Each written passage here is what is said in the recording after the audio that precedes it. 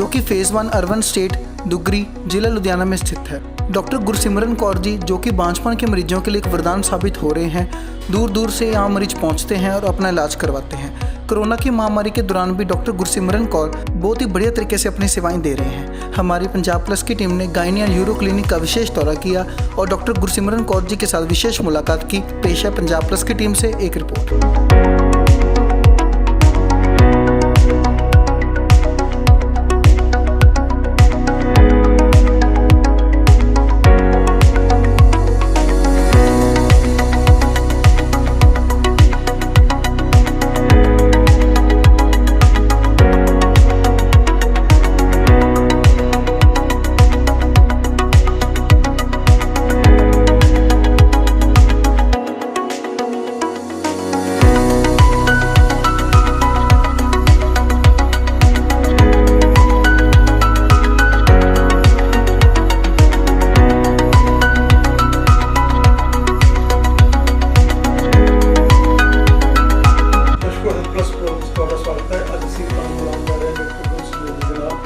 ਜਿਹੜੇ ਪਿਛਲੇ ਲੰਬੇ ਸਮੇਂ ਤੋਂ ਆਪਣੇ ਸੇਵਾਵਾਂ ਦੇ ਰਹੇ ਨੇ as a laparoscopic surgeon. Doctor ਸਾਹਿਬ ਤੁਹਾਡਾ ਸਵਾਗਤ ਹੈ ਸਾਡੇ ਸਪੈਸ਼ਲ ਸ਼ੋਅ 'ਚ। Thank you so much and मैं डॉक्टर गुरसिमरन मैं consultant gynaecologist Fortis hospital Ludhiana विखे और शाम को अपना क्लिनिक देखती हूँ गायनी एंड यूरो क्लिनिक जो दुबरी फेज़ 1 2152 सिचुएटेड है। और मैं आज गल करांगी औरतों के डिफरेंट बीमारियां बारे और असी किहड़ी नवी टैक्नीक्स नाल उन्हां बीमारियां दा निदारण कर रहे हैं, किस तरह औरतों को हेल्प कर रहे हैं कि वो बीमारियां ना हो सकन। ऐसा कोई ਜ਼ਮਾਨਾ ਹੁੰਦਾ ਸੀਗਾ ਕਿ ਆਪਰੇਸ਼ਨ ਜਿਹੜੇ ਹੈਗੇ ਆ ਉਹ ਇਤਨੇ ਕਿ ਹੈਕਟਿਕ ਹੁੰਦੇ ਸੀਗੇ ਕਿ ਜਦੋਂ ਆਪਰੇਸ਼ਨ ਹੋਣਾ ਤਾਂ ਸਾਰੇ ਘਰ ਦੇ ਵਿੱਚ ਟੈਨਸ਼ਨ ਦਾ ਮਾਹੌਲ ਕ੍ਰੀਏਟ ਹੋ ਜਾਂਦਾ ਸੀਗਾ ਕਿ ਆਪਰੇਸ਼ਨ ਹੋ ਜਾਊਗਾ ਔਰ ਲੇਡੀਜ਼ ਨੂੰ ਵੀ ਲੱਗਦਾ ਸੀਗਾ ਵੀ ਜਦੋਂ ਮੇਰਾ ਆਪਰੇਸ਼ਨ ਹੋ ਗਿਆ ਢਿੱਡ ਪਾੜ ਗਿਆ ਮੇਰਾ ਮੁੜ ਕੇ ਮੈਨੂੰ ਮਹੀਨਾ 2 ਮਹੀਨੇ ਕੰਮ ਨਹੀਂ ਕਰਨਾ ਪਊਗਾ ਔਖਾ ਹੋਊਗਾ। ਉਸ ਤੋਂ ਬਾਅਦ ਜੀ ਮੈਂ ਆਪਣੇ ਆਪ ਨੂੰ ਉਹਨਾਂ ਨੂੰ ਡੰਕੀ ਮਤਲਬ ਆਪਣੇ ਆਪ ਨੂੰ ਉਹਨਾਂ ਨੂੰ ਇਹ ਮਹਿਸੂਸ ਹੁੰਦਾ ਸੀਗਾ ਕਿ ਮੇਰੇ 'ਚ ਕੋਈ ਕਮੀ ਰਹਿ ਗਈ। ਲੇਕਿਨ ਅੱਜ ਕੱਲ੍ਹ ਜਿਸ ਤਰੀਕੇ ਦੀਆਂ ਮਾਡਰਨ ਸਰਜਰੀਜ਼ ਤੁਸੀਂ ਕਰ ਰਹੇ ਹੋ ਔਰ ਜਿਸ ਤਰੀਕੇ ਦੇ ਨਾਲ ਬਹੁਤ ਹੀ ਘੱਟ ਸਟੇ ਆ ਉਹਦੇ ਬਾਰੇ ਕੀ ਕਹਿਣਾ ਚਾਹੋਗੇ? ਅਸੀਂ ਇੱਥੇ ਫੋਰਟਿਸ 'ਚ ਸਾਰੀ ਜਿਹੜੀ ਸਰਜਰੀਜ਼ ਨੇ ਬੱਚੇਦਾਨੀ ਦੇ ਆਪਰੇਸ਼ਨ ਨੇ ਉਹ ਜ਼ਿਆਦਾਤਰ ਅਸੀਂ ਦੂਰਬੀਨ ਨਾਲ ਹੀ ਕਰਦੇ ਹਾਂ। ਦੂਰਬੀਨ ਦੇ ਆਪਰੇਸ਼ਨ ਦੋ ਤਰੀਕੇ ਦੇ ਹੁੰਦੇ ਨੇ, ਇੱਕ ਹੁੰਦਾ ਹਿਸਟਰੋਸਕੋਪੀ ਆਪਰੇਸ਼ਨ ਔਰ ਇੱਕ ਹੁੰਦਾ ਲੈਪਰੋਸਕੋਪੀ ਆਪਰੇਸ਼ਨ। ਹਿਸਟਰੋਸਕੋਪੀ ਆਪਰੇਸ਼ਨ ਹੁੰਦਾ ਜਿਹੜੀ ਦੂਰਬੀਨ ਅਸੀਂ ਬੱਚੇਦਾਨੀ ਦੇ ਮੂੰਹ ਦੇ ਅੰਦਰ ਪਾਉਂਦੇ ਆ ਤੇ ਉਹਦੇ ਨਾਲ ਕੈਂਸਰ ਦੇ ਆਪਰੇਸ਼ਨ ਜਿਸ ਤਰ੍ਹਾਂ ਬੱਚੇਦਾਨੀ ਦੀ ਬਾਇਪਸੀ ਲੈਣੀ ਹੈ ਜਾਂ ਅੰਦਰੋਂ ਕੋਈ ਸਬ ਮਿਊਕੋਜ਼ਲ ਫਾਈਬਰॉइड है, कई बार औरतों को बच्चा नहीं हो रहा, बेबी नहीं हो रहा और कई बार ਅਸੀਂ ਅਲਟਰਾਸਾਊਂਡ ਕਰਾਉਂਦੇ ਸਬ ਮਿਊਕੋਜ਼ਲ ਫਾਈਬਰॉइड है ਤੇ ਉਹਦੇ ਵਾਸਤੇ ਪੂਰਾ ਪੇਟ ਕਟਾਉਣ ਦੀ ਲੋੜ ਨਹੀਂ ਹੈ। ਇਵਨ ਪੇਟ ਦੇ ਉੱਤੇ ਚੀਰਾ ਵੀ ਨਹੀਂ ਆਏਗਾ, ਸਿਰਫ ਅੰਦਰੋਂ ਦੀ ਦੂਰਬੀਨ ਨਾਲ ਉਹ ਸਬ ਮਿਊਕੋਜ਼ਲ ਫਾਈਬਰॉइड ਕੱਟਿਆ ਜਾਏਗਾ ਤੇ ਉਹਦੇ ਅੰਦਰ ਸਿਰਫ ਇਟ ਇਜ਼ ਅ 5 ਜਾਂ 10 ਮਿੰਟਸ ਦਾ ਪ੍ਰੋਸੀਜਰ ਔਰ ਪੇਸ਼ੈਂਟ ਸੇਮ ਡੇ ਘਰ ਚਲਾ ਜਾਂਦਾ ਹੈ। ਪੇਟ ਦੀ ਦੂਰਬੀਨ ਦੇ ਆਪਰੇਸ਼ਨ ਜਿਹੜੇ ਹੁੰਦੇ ਉਹ ਲੈਪਰੋਸਕੋਪੀ ਸਰਜਰੀ ਕਹੀਦਾ ਹੈ। ਇਹਦੇ ਅੰਦਰ ਡਿਫਰੈਂਟ ਤਰੀਕੇ ਦੀ ਸਰਜਰੀਜ਼ ਪੋਸੀਬਲ ਨੇ, ਜਿਸ ਤਰ੍ਹਾਂ ਬੱਚੇਦਾਨੀ ਦਾ ਆਪਰੇਸ਼ਨ ਹੋਵੇ, ਅੰਡੇਦਾਨੀ ਦਾ ਆਪਰੇਸ਼ਨ ਹੋਵੇ, ਕੋਈ ਵੀ ਵੱਡੀ ਸਿਸਟ ਹੈ ਉਹ ਰਿਮੂਵ ਕਰਨੀ ਹੋਵੇ ਜਾਂ ਟਿਊਬ ਜਿਹੜੀ ਹੈ ਟਿਊਬ ਦੇ ਆਪਰੇਸ਼ਨ ਹੁੰਦੇ ਨੇ, ਐਕਟੋਪਿਕਸ ਹੁੰਦੀਆਂ ਨੇ ਜਾਂ ਕਈ ਵਾਰ ਵੱਡੀ ਰਸੌਲੀ ਹੁੰਦੀ ਹੈ ਅਨਮੈਰਿਡ ਦੇ ਅੰਦਰ ਤੇ ਉਹਨਾਂ ਨੂੰ ਲੈਪਰੋਸਕੋਪੀ ਨਾਲ ਅਸੀਂ ਫਾਈਬਰॉइड्स ਕਰਦੇ ਹਾਂ ਤੇ ਟਾਂਕੇ ਵੀ ਅਸੀਂ ਲੈਪਰੋਸਕੋਪਿਕ ਹੀ ਲਗਾਉਂਦੇ ਹਾਂ। ਇਹ ਸਰਜਰੀਜ਼ ਦਾ ਫਾਇਦਾ ਇਹ ਹੈ ਕਿ ਪੇਸ਼ੈਂਟ ਸਾਡਾ ਅਗਲੇ ਦਿਨ ਤੋਂ ਹੀ ਚੱਲਣਾ ਫਿਰਨਾ ਸ਼ੁਰੂ ਕਰ ਦਿੰਦਾ ਹੈ। ਉਹਦੇ ਬਾਅਦ ਹਫਤੇ ਤੇ ਆਪਣੀ ਕਿਚਨ ਜਾਂ ਆਪਣਾ ਬੁਟੀਕ ਜਾਂ ਆਪਣਾ ਕੋਈ ਵੀ ਕੰਮ ਜਿਹੜੀ ਲੇਡੀ ਵਰਕਿੰਗ ਹੈ ਉਹ ਕਰ ਸਕਦੀ ਹੈ ਔਰ ਇਹਦੇ ਨਾਲ ਪੇਸ਼ੈਂਟ ਆਪਣੀ ਲਾਈਫ ਨਾਰਮਲ ਬਤੀਤ ਕਰ ਸਕਦਾ ਹੈ। ਪੇਸ਼ੈਂਟ ਨੂੰ ਕੋਈ ਸੈਕਿੰਡ ਡੇ ਤੋਂ ਹੀ ਪੇਸ਼ੈਂਟ ਨੂੰ ਕੋਈ ਪੇਨ ਵਗੈਰਾ ਫੀਲ ਨਹੀਂ ਹੁੰਦੀ। ਪੇਸ਼ੈਂਟਸ ਆਪ ਕਹਿੰਦੇ ਨੇ ਕਿ ਅਸੀਂ ਨਾਰਮਲ ਫੀਲ ਕਰ ਰਹੇ ਹਾਂ, ਸਾਨੂੰ ਲੱਗਿਆ ਹੀ ਨਹੀਂ ਕਿ ਸਾਡਾ ਆਪਰੇਸ਼ਨ ਹੋਇਆ ਹੈ। ਬਲੀਡਿੰਗ ਘੱਟ ਹੁੰਦੀ ਹੈ। ਲੈਪਰੋਸਕੋਪਿਕ ਦੇ ਨਾਲ ਜੇ ਪੇਸ਼ੈਂਟ ਦਾ ਹੀਮੋਗਲੋਬਿਨ 10 ਹੈ ਤੇ 9.5 ਹੋਏਗਾ ਵੱਧ ਤੋਂ ਵੱਧ 0.5 ਕਰਦਾ ਹੈ। ਬਹੁਤ ਜ਼ਿਆਦਾ ਕੋਈ ਬਲੀਡਿੰਗ ਨਹੀਂ ਹੁੰਦੀ, ਹੀਲਿੰਗ ਵਧੀਆ ਹੁੰਦੀ ਹੈ, पेन वगैरह नहीं होती है। तो ऑब्वियसली फैमिली आजकल हर कोई ये चाहता है कि अगर कोई बीमारी आ भी गई है और अगर ओदा हल सर्जरी है तो सर्जरी इस तरीके की होवे कि पेशेंट को नहीं पता लगे कि सर्जरी हुई है या कोई मेजर अंडरटेकिंग हुई है, ताकि पेशेंट अपनी नॉर्मल लाइफ से जल्दी वापस जा सके। और यही साडा मेन मोटिव होता है कि असी जिन्ने भी पेशेंट रिफ्यूज होंगे लुधियाना च कि यह सर्जरी पॉसिबल नहीं है, असी वो लैप्रोस्कोपिक ही करने भावें वो पहले 3 ऑपरेशन होए हो बच्चेदानी के नाल अंडे पेशाब की नलकी जुड़ी होवे या पेशाब की थैली जुड़ी होवे या लैट्रिन का रस्ता जुड़िया होवे। ये सारे पेशेंट्स जिन्होंने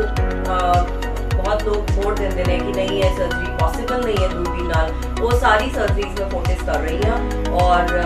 यूजुअली पेशेंट्स साडे बहुत अच्छा रिस्पॉन्स देते हैं and they are accepting the surgeries because आजकल ये नहीं है कि कोई भी प्लान ऑपरेशन दूरबीन नाल पॉसिबल नहीं है, सारे ऑलमोस्ट ऑपरेशन दूरबीन नाल वधिया तरीके नाल पॉसिबल है।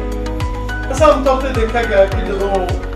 ਬੱਚੇਦਾਨੀ ਦੇ ਆਪਰੇਸ਼ਨਾਂ ਦੀ ਗੱਲ ਚੱਲਦੀ ਆ, ਬੱਚੇਦਾਨੀ ਦੇ ਕਰਨ ਦੀ ਗੱਲ ਚੱਲਦੀ ਆ, ਤਾਂ ਸਰਜਨ ਨੂੰ ਮਤਲਬ ਇਹ ਹੁੰਦਾ ਕਿ ਓਪਨ ਸਰਜਰੀ ਦੇ ਲਈ ਪ੍ਰੈਫਰ ਕਰਦੇ ਆ ਔਰ ਤੁਸੀਂ ਜਿਹੜਾ ਹੈਗਾ ਇਹ ਕਹਿ ਰਹੇ ਕਿ ਜਿਹੜਾ ਇਹ ਲੈਪਰੋਸਕੋਪਿਕਲੀ ਬਹੁਤ ਵਧੀਆ ਤਰੀਕੇ ਨਾਲ ਆਪਰੇਸ਼ਨ ਹੁੰਦੇ ਆ, ਲੇਕਿਨ ਲੋਕਾਂ ਦੇ ਮਨ ਦੇ ਵਿੱਚ ਥੋੜਾ ਜਿਹਾ ਵਹਿਮ ਪਾਉਂਦੇ ਨੇ ਸਰਜਨ, ਥੋੜਾ ਜਿਹਾ ਉਹਨਾਂ ਨੂੰ ਇੱਕਦਮ ਮਤਲਬ ਕਿ ਨਹੀਂ ਇਹ ਇਦਾਂ ਹੋ ਜਾਏਗਾ। ਕੀ ਕਹਿਣਾ ਚਾਹੋਗੇ ਕਿ ਇਹ ਕੋਈ ਐਸੀ ਗੱਲ ਨਹੀਂ ਹੈ, ਲੇਕਿਨ ਜਿਹੜਾ ਲੋਕਾਂ ਦਾ ਐਕਸਪੀਰੀਅੰਸ ਹੈਗਾ, ਜਿਹੜੇ ਲੋਕ ਬੱਚੇਦਾਨੀ ਦਾ ਆਪਰੇਸ਼ਨ ਇਸ ਦੇ ਨਾਲ ਕਰਦੇ ਨੇ ਲੈਪਰੋਸਕੋਪੀ ਦੇ ਨਾਲ, ਉਹਨਾਂ ਦੇ ਲਈ ਇਹ ਈਜ਼ੀ हाँ जी बिल्कुल ईजी काम है क्योंकि हम मैंने 10 साल हो गए ने लैप्रोस्कोपी ऑपरेशंस करते हुए एंड बहुत सारे लोग पेशेंट डर जाते हैं कि नहीं सानू तो यही क्या है कि ओपन सर्जरी होएगी। कई बार पेशेंट्स ये भी कहते हैं कि सानू वीडियो दिखाओ बच्चेदानी अंदर से नहीं रह जाती। मैं उन्होंने यही दसदी हाँ कि लैप्रोस्कोपी नाल दूरबीन नाल पूरी बच्चेदानी क्लीयरली दिखती है, तो 1% भी चांस नहीं है कि बच्चेदानी का कोई टुकड़ा या कोई चीज़ अंदर रह जाएगी। सगों जेड़े गाइड करते हैं कि यह चीज़ पॉसिबल नहीं है दूरबीन नाल, वो पेशेंट का नुकसान हो रहा है अंदर, क्योंकि पेशेंट को अगर तुम एक बारी गलत गाइडेंस करते हो तो पेशेंट यही सोचता है कि यह पॉसिबल नहीं है, बट ऐसी इन्हें बहुत केसेस पॉसिबल किए हैं। तो साढ़े को फोटेज सब दी वीडियो सब दे टेस्टिमोनियल्स ने जब पेशेंट कह के जाते हैं कि असी दूरबीन नाल ही करवाना सी operation and they are thankful to the hospital कि वो चीज़ पॉसिबल हो पाई है। तो ये वास्ते स्पैशल ट्रेनिंग स्पैशल स्किल्स की लोड़ पैंदी है एंड आई थिंक जब तुहाडे कोल स्पैशल स्किल्स आ सकते हैं तो फिर उसके बाद पेशेंट लई बहुत फ़ायदा रहता है। ये अंदर मेहनत सर्जन की ज़्यादा है और फ़ायदा पेशेंट का ज़्यादा है दूरबीन के ऑपरेशन से। ऐसा एक मल्टी स्पैशलिटी हॉस्पिटल जिहदे विच केवल गैनी दी नहीं बल्कि हार्ट की गल कर लीए होर सर्जरी की गल कर लीए, ਤੁਹਾਡੇ ਕੋਲ ਇੱਕ ਵੱਡਾ ਨੈਟਵਰਕ ਹੁੰਦਾ ਔਰ ਉਸ ਜਗ੍ਹਾ ਦੇ ਉੱਤੇ ਲੋਕਾਂ ਨੂੰ ਆਪਰੇਸ਼ਨ ਕਰਾਉਣ ਦੇ ਵਿੱਚ ਕੀ ਫਾਇਦੇ ਨੇ, ਕਿਉਂਕਿ ਆਮ ਤੌਰ ਤੇ ਦੇਖਿਆ ਗਿਆ ਕਿ ਇਕੱਲਾ ਲੈਪਰੋਸਕੋਪਿਕ ਸਰਜਨ ਵੀ ਹੋਵੇ ਚਾਹੇ ਅਗਰ ਉਹਦੇ ਕੋਈ ਬੰਦਾ ਜਾਂਦਾ ਆਪਰੇਸ਼ਨ ਕਰਾਉਂਦਾ ਤਾਂ ਕੋਈ ਕੰਪਲਿਕੇਸ਼ਨ ਆ ਜਾਂਦੀ ਹੈ ਤਾਂ ਬੜੀ ਪ੍ਰੋਬਲਮ ਆਉਂਦੀ ਹੈ। ਲੇਕਿਨ ਇੱਕ ਵੱਡੀ ਇੰਸਟੀਟਿਊਸ਼ਨ ਜਿਹਦੇ ਵਿੱਚ ਹਰ ਤਰ੍ਹਾਂ ਦੀ ਜਿਹੜੀ ਮਸ਼ੀਨਰੀ ਹੈਗੀ ਆ ਬਹੁਤ ਹਾਈ ਕਲਾਸ ਦੀ ਯੂਜ਼ ਹੁੰਦੀ ਹੈ, ਡਾਕਟਰਸ ਜਿਹੜੇ ਹੈਗੇ ਆ ਐਸੋਸੀਏਟ ਡਾਕਟਰਸ ਬਹੁਤ ਜ਼ਿਆਦਾ ਹੁੰਦੇ ਆ, ਕੀ ਕਹਿਣਾ ਚਾਹੁੰਦੇ? देखो ऑब्वियसली बड़े हॉस्पिटल्स मल्टी स्पैशलिटी का फायदा यह होता है कि कई बार साढ़े को पेशेंट आता है एस्थमा का दमे का मरीज़ है, उन्होंने बाहर मना करता है कि नहीं दमे कारण दूरबीन नाल पॉसिबल नहीं क्योंकि गैस पेट के उत्ते होएगी तो लंग्स जोर पेगा। साढ़े को वधिया एनेस्थेटिस्ट ने प्रॉपर 2 एनेस्थेटिस्ट होंगे ने सीनियर एनेस्थेटिस्ट जिहड़े केस नूं हैंडल करते हैं। फिर कोई पेशेंट होता है जिन्होंने है कि हार्ट की प्रॉब्लम है दूरबीन का ऑपरेशन पॉसिबल नहीं है, वो भी असी अंडरटेक करते हैं। साढ़े को ICU सैटअप होता है, किसी भी टाइम सानूं लगता है कि मरीज़ से थोड़ा भी खतरा जिन्होंने निगरानी की लोड़ है उन्होंने असी ICU शिफ्ट करते हैं तो देखते हैं कि वो अपने पोस्ट ऑपरेटिव ठीक रहे। उसके अलावा कई बार पेशेंट साढ़े को आंदा रेयर ब्लड ग्रुप है, O नेगेटिव है, ब्लड बाहर अवेलेबल नहीं है, हीमोग्लोबिन 6 ग्राम है, पेशेंट को दूरबीन नाल ऑपरेशन करवाना है, ये वास्ते साढ़े को ब्लड का सारा इंतजाम होता है। प्लस सारे को डॉक्टर्स की टीम होती है जिस तरह लंग के स्पैशलिस्ट ने, हार्ट के स्पैशलिस्ट ने, पेट के लैटरिन के स्पैशलिस्ट होते हैं, GI सर्जन होते हैं। फिर कैंसर सर्जरी की पूरी टीम साढ़े को होती है, कैंसर सर्जन होता है, साढ़े को ऑन्कोलॉजिस्ट है, साढ़े को रेडिएशन ऑन्कोलॉजिस्ट है। तो पेशेंट को इधर उधर किसी भी अलग तरीके नाल किसी को होर नूं मिलन जाण दी लोड़ नहीं है क्योंकि एक रूफ के अंदर ही सारे स्पैशलिस्ट अवेलेबल ने। और कई पेशेंट जिन्होंने लगता है कि बाहर जाने से खतरा है, सेफ्टी नहीं है, कई पेशेंट आते हैं जिन्होंने नर्व्स की प्रॉब्लम है, अपर मोटर न्यूरॉन डिजीज है या किसी को कोई स्पेशल तरह की बीमारी है SLE या कुछ भी होता है जिहदे अंदर एनेस्थेटिक रिस्क होते हैं। तो इहो जिहे पेशेंट्स को सेफली ऑपरेशन थिएटर चों कढना वड्डे हॉस्पिटल नहीं थोड़ा सौखा है क्योंकि उन्होंने को सारा बैकअप, सारी मशीनरी, सारे ट्रेन स्टाफ, स्पैशलिस्ट, OT और सारा ICU और ब्लड अवेलेबल होता है। जैसा ਤੁਸੀਂ ਆਪਣੇ 10 ਸਾਲ ਦੀ ਪ੍ਰੈਕਟਿਸ ਦੇ ਵਿੱਚ ਬਹੁਤ ਸਾਰੇ ਇਨਫਰਟਾਈਲ ਕਪਲ ਨੂੰ ਵੀ ਇੱਕ ਨਵੀਂ ਜ਼ਿੰਦਗੀ ਦੇ ਚੁੱਕੇ ਹੋ, ਉਹਦੇ ਬਾਰੇ ਸਾਨੂੰ ਦੱਸੋ ਕਿ ਕਿੱਦਾਂ ਕੀ ਅਸੀਂ ਮੰਨੀਏ ਕਿ ਜਿਹੜੀ ਤੁਹਾਡੀ ਇਹ ਟੈਕਨੀਕ ਹੈਗੀ ਆ, ਤੁਹਾਡੇ ਕੋਲ ਇੱਕ ਐਸਾ ਹੁਨਰ ਹੈਗਾ, ਤੁਸੀਂ ਐਜ ਏ ਗਾਇਨਕੋਲੋਜਿਸਟ ਹੋ ਔਰ ਨਾਲ ਲੈਪਰੋਸਕੋਪੀ ਸਰਜਨ ਹੋ, ਜਦੋਂ ਇਹ ਸੋਨੇ ਦੇ ਸੁਹਾਗੇ ਵਾਲੀ ਗੱਲ ਬਣਦੀ ਹੈਗੀ ਆ ਤਾਂ ਤੁਹਾਨੂੰ ਮਤਲਬ ਜਿਹੜਾ ਹੈਗਾ ਥੋੜੀ ਜਿਹੜੀਆਂ ਪ੍ਰੋਬਲਮਸ ਕਈ ਵਾਰੀ ਮਾਈਨਰ ਦੀਆਂ ਜਿਹੜੀਆਂ ਹੁੰਦੀਆਂ ਜਿਨ੍ਹਾਂ ਨੂੰ ਤੁਸੀਂ ਰਿਮੂਵ ਕਰਕੇ ਤੇ ਕੰਸੀਵ ਕਰਵਾ ਦਿੰਦੇ ਹੋ। बेयर ऑन कपल से ज़्यादातर प्रॉब्लम्स औरतां आदमियां दोनों 'ਚ ही देखिया जा रही ने। ਜਿਹੜੇ ਆਦਮੀਆਂ ਦੀ ਪ੍ਰੋਬਲਮਸ ਨੇ, ਐਂਡਰੋਲੋਜੀ ਹੈ, ਜਿਸ ਤਰ੍ਹਾਂ ਰਿਲੇਸ਼ਨਸ ਮੇਨਟੇਨ ਨਹੀਂ ਹੋ ਪਾ ਰਹੇ ਜਾਂ ਸਪਰਮ ਕਾਊਂਟ ਘਟਦਾ ਹੈ, ਉਹਦੇ ਵਾਸਤੇ ਮੇਰੇ ਹਸਬੈਂਡ ਡਾਕਟਰ ਜਸਪ੍ਰੀਤ ਚਾਵੜਾ ਉਹ ਯੂਰੋਲੋਜਿਸਟ ਐਂਡਰੋਲੋਜਿਸਟ ਨੇ, ਫੋਟਿਸ ਉਹ ਦੇਖਦੇ ਨੇ। ਤੇ ਔਰਤਾਂ ਦੀ ਪ੍ਰੋਬਲਮ ਹੈ ਜਿਵੇਂ ਸਿਸਟ ਹੈ, ਉਹਦੇ ਕਾਰਨ ਅੰਡੇ ਨਹੀਂ ਹੋ ਪਾ ਰਿਹਾ ਜਾਂ ਅੰਡੇ ਨਹੀਂ ਬਣ ਰਹੇ, ਪੀਸੀਓਡੀ ਦੀ ਪ੍ਰੋਬਲਮ ਹੈਗੀ ਹੈ, ਟਿਊਬ ਠੀਕ ਨਹੀਂ ਹੈ, ਇਹ ਸਾਰੇ ਜਿਹੜੇ ਇਲਾਜ ਹੁੰਦੇ ਨੇ ਮੈਂ ਕਰਦੀ ਹਾਂ। ਤੇ ਇਹਦੇ ਇਲਾਵਾ ਆਈਯੂਆਈ ਦਾ ਪ੍ਰੋਸੀਜਰ ਹੈ, ਆਈਵੀਐਫ ਦਾ ਪ੍ਰੋਸੀਜਰ ਹੈ ਵੀ ਮੈਂ ਕਰਦੀ ਹਾਂ। ਔਰ ਇਹਦੇ ਇਲਾਵਾ ਕਈ ਪੇਸ਼ੈਂਟਸ ਹੁੰਦੇ ਨੇ ਜਿਨ੍ਹਾਂ ਨੂੰ ਪ੍ਰੈਗਨੈਂਸੀ ਹੋਣ ਤੋਂ ਬਾਅਦ ਕਾਫੀ ਹਾਈ ਰਿਸਕ ਹੁੰਦਾ ਹੈ, ਜਿਵੇਂ ਕੋਈ ਹੋਰ ਪ੍ਰੋਬਲਮ ਹੋਣ, ਜਿਸ ਤਰ੍ਹਾਂ ਲੀਵਰ ਦੀ ਪ੍ਰੋਬਲਮ ਚੱਲ ਰਹੀ ਹੈ, ਪਹਿਲੇ ਤੋਂ ਐਸਥਮਾ ਦੀ ਪ੍ਰੋਬਲਮ ਚੱਲ ਰਹੀ ਹੈ, ਬੀਪੀ ਵੱਧ ਗਿਆ ਹੈ ਜਾਂ ਪਲੇਸੈਂਟਾ ਪ੍ਰੀਵੀਆ ਹੈ, ਅਫਰੀਟਾ ਹੈ, ਬਲੀਡਿੰਗ ਬਹੁਤ ਹੈ ਜਾਂ ਕਿਸੇ ਨੂੰ ਕਹਿ ਦਿੱਤਾ ਕਿ ਇੱਥੇ ਡਿਲੀਵਰੀ ਪੋਸੀਬਲ ਨਹੀਂ ਹੈ ਕਿਉਂਕਿ ਇਹ ਹਾਈ ਰਿਸਕ ਪ੍ਰੈਗਨੈਂਸੀ ਹੈ। ਤੇ ਸਾਰੇ ਹਾਈ ਰਿਸਕ ਆਪਰੇਸ਼ਨਸ ਹੈ, ਹਾਈ ਰਿਸਕ ਸਰਜਰੀਜ਼ ਮੈਂ ਫੋਰਟਿਸ ਹਸਪੀਟਲ 'ਚ ਕਰ ਰਹੀ ਹਾਂ। ਤੇ ਇਹ ਸਾਰੇ ਉੱਚ ਜ਼ਖਮ ਦੇ ਜਿਹੜੇ ਗਰਭ ਅਵਸਥਾ 'ਚ ਪ੍ਰੋਬਲਮਸ ਆਉਂਦੀਆਂ ਨੇ, ਬੇਬੀ ਸਾਡੇ ਕੋਲ ਬਾਹਰੋਂ ਰੈਫਰ ਹੋ ਕੇ ਆਉਂਦੀਆਂ ਨੇ, ਤੇ ਅਸੀਂ ਕੋਸ਼ਿਸ਼ ਕਰਦੇ ਹਾਂ ਕਿ ਜੋ ਵੀ ਸਾਡੇ ਕੋਲ ਪੇਸ਼ੈਂਟ ਆਵੇ ਉਹਨੂੰ ਉਸੇ ਤਰ੍ਹਾਂ ਦੀ ਕੋਈ ਤਕਲੀਫ ਨਾ ਆਵੇ, ਉਹ ਸੇਫਲੀ ਆਪਣਾ ਬੱਚਾ ਆਪਣੇ ਘਰ ਲੈ ਕੇ ਜਾਵੇ। ਤੇ ਸਰ ਜਿਹੜਾ ਤੁਹਾਡਾ ਕੰਬੀਨੇਸ਼ਨ ਇਸ ਤਰੀਕੇ ਨਾਲ ਕਿਹਾ ਤੁਸੀਂ ਔਰ ਡਾਕਟਰ ਚਾਵੜਾ ਜੀ ਦਾ ਤੁਹਾਡੇ ਹਸਬੈਂਡ ਦਾ ਕੰਬੀਨੇਸ਼ਨ ਹੈ, ਔਰ ਇੱਕ ਸਭ ਤੋਂ ਵੱਡੀ ਗੱਲ ਹੈ ਇਨਫਰਟਾਈਲ ਕਪਲ ਨੂੰ ਕਾਉਂਸਲਿੰਗ, ਔਰ ਜਦੋਂ ਦੋਨੇ ਜਣਿਆਂ ਦੀ ਕਾਉਂਸਲਿੰਗ ਉਹਨਾਂ ਦੀ ਹਸਬੈਂਡ ਤੁਹਾਡੇ ਕਰ ਦਿੰਦੇ ਆ, ਲੇਡੀਜ਼ ਦੀ ਤੁਸੀਂ ਕਾਉਂਸਲਿੰਗ ਕਰ ਦਿੰਦੇ ਹੋ, ਔਰ ਕਈ ਕੇਸ ਤਾਂ ਐਸੇ ਹੁੰਦੇ ਆ ਜਿਨ੍ਹਾਂ ਦੇ ਵਿੱਚ ਉਹਨਾਂ ਨੂੰ ਟਾਈਮ ਪੀਰੀਅਡ ਦਾ ਹੀ ਨਹੀਂ ਪਤਾ ਹੁੰਦਾ, ਜਿਨ੍ਹਾਂ 'ਚ ਥਾਇਰਾਇਡ ਦੇ ਨਾਲ ਸਿੰਪਲਿਸਿਟੀ ਦੇ ਨਾਲ ਤੁਸੀਂ